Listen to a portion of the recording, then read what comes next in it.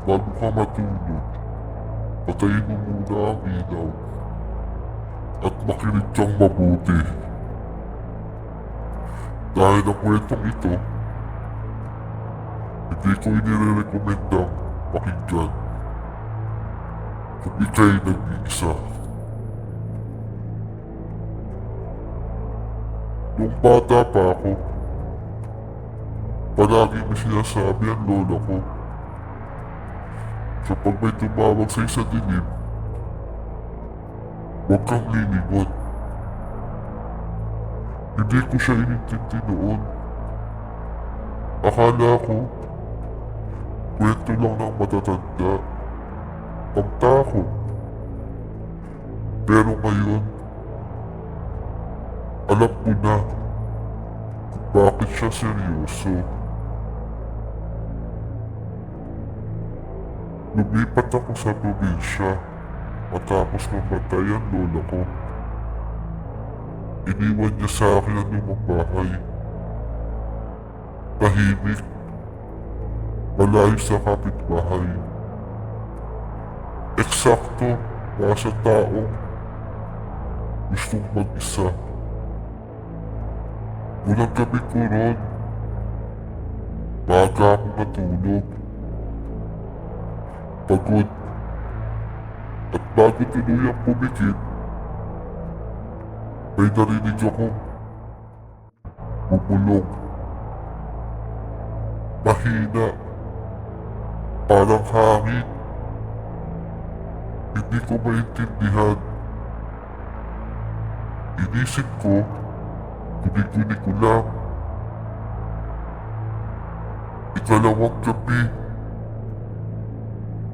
narinig ko ulit. Mas malino na ngayon. May tumatawag ng pangalan ko mula sa likod. Hindi ako gumalaw. Naalala ko ang sabi ng lola ko. Huwag kang lilingon. Kung gusto kong tumingin, kahit gusto kong malaman kung sino yun, pinilit kong pumikit. Pero nang magising ako, kinabukasan, may bakas ng paa doon sa aking sahig. Mula sa pintuan, papunta sa likod ng kama ko. At doon sila huminto. Ikatlong gabi, hindi na ako natulog agad. Pinatay ko ang ilaw, bumiga, at naghintay.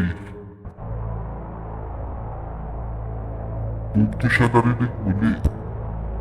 Mas malapit na. Tulog lang. Damdam ko ang hininga niya. Mainit. At parang hindi totoo. At hindi rin siya tao. Gusto kong gilingon.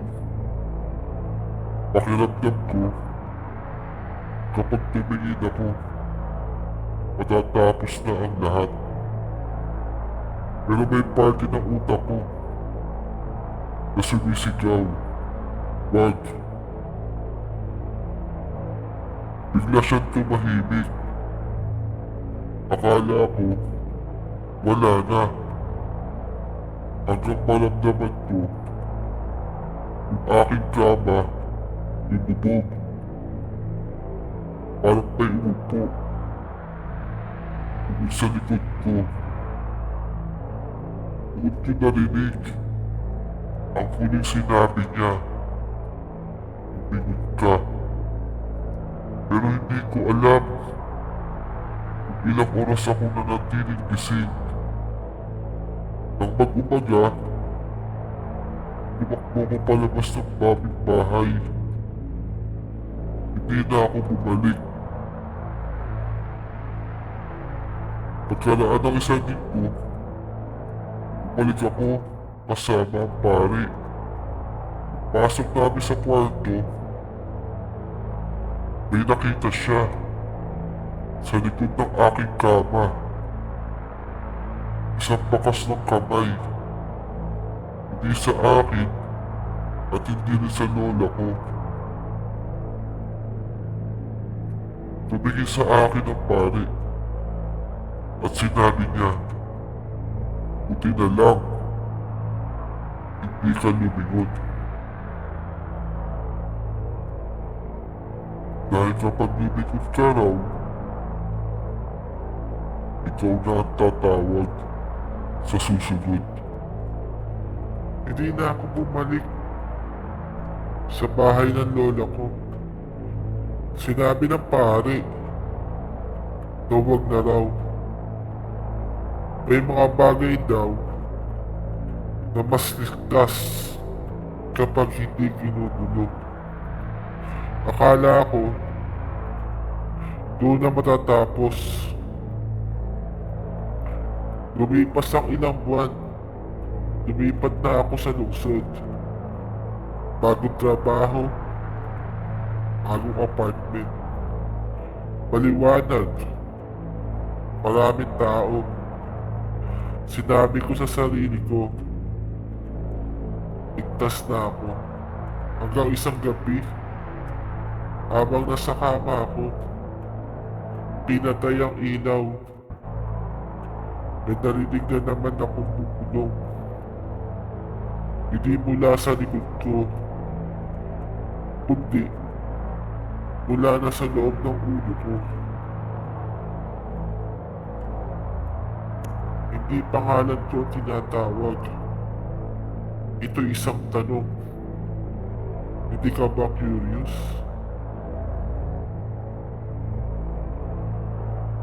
Hindi na ako makagalaw. Hindi ko sinagot. Pero ang problema,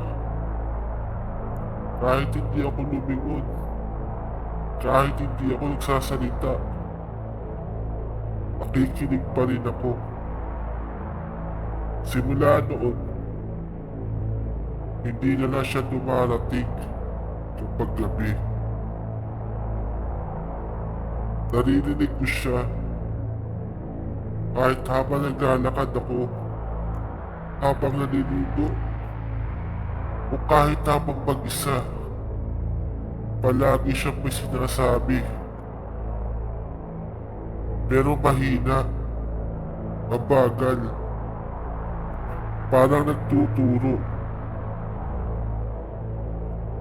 Tumigil ka muna at titigil ang paa mo. Umupo ka at ako'y umupo naman nang hindi ko namamalayan. Hindi ko siya sinusunod, pero sinusundan ko ang kanyang boses. Isang gabi, napansin ko ang oras. Alas 3 na ng madaling araw. Di ko namalayan kung bakit gising pa ako. At doon niya sinabi, lumabas ka. Nakatayo na ako sa harap ng pinto na na-realize ko ang ginagawa ko. Hawak ko ang susi, pawis na pawis. At sa salamin ng pinto, may anino. Doon sa likod ko, hindi gumagalaw. Naghihintay lang. Lumingon ka. Hindi na siya pakiusap. Ito'y isang utos na. Pinikit ko ang mata ko. Hinawakan ko ang tenga. Pero kahit hindi ko siya marinig, alam ko na nandyan pa rin siya. Dahil ang boses nasa loob na. Kinabukasan, pumunta ako sa simbahan. Hindi para magdasal, kundi para magtanong. Isang matandang madre ang pumausap sa akin. Nang ikinento ko sa kanya lahat, hindi na siya nagtaka. Ang sabi lang niya, hindi ka tinatawag. Pinipili ka na niya. Ipiniliwanag niya sa akin. May mga nilalang daw na hindi pwedeng makita, hindi pwedeng marinig.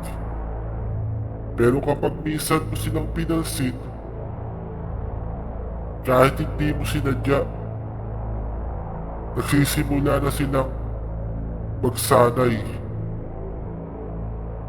Sa una, pinakikinggan ka nila. Pangalawa, sinusubukan ka. At sa huli, gagamitin ka na. Simula noon, may mga gabing hindi ko maalala.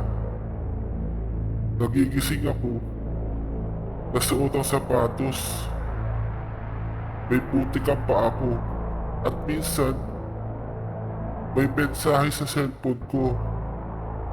Isang voice recording ng sarili kong boses. Hindi ko maalala na na-record ko yun.